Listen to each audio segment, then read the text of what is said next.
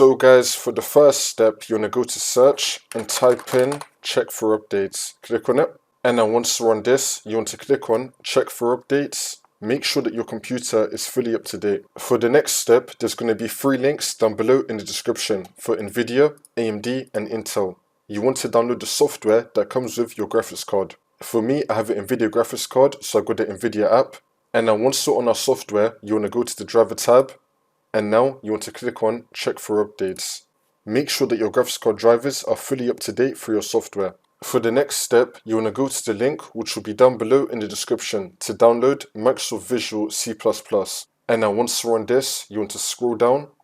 There's going to be 2 downloads, one for x86 and one for x64. We're going to download both of them. So you want to click on both of them and they're now going to start downloading.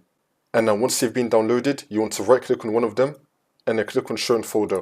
We should now be in our downloads folder with both these downloads. And you now want to install both of them. I'm going to install the first one on my list. It's going to be x64. I'm going to double click on it.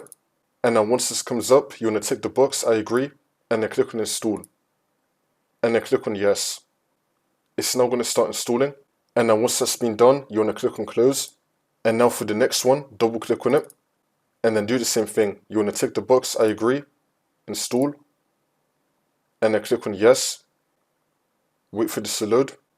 And then once that's been done, we can click on close. For the next step, you want to go to search and type in CMD. Now, you want to run it as administrator. And then click on yes. And then once you're on this, you want to type in sfc space / scan now. And then click on enter. And you now want to run this scan. Wait for this to load. I'm going to skip the video to when the scan will be fully completed. And now once that's been done, for the last step, you want to restart your computer. And this should now fix your problem.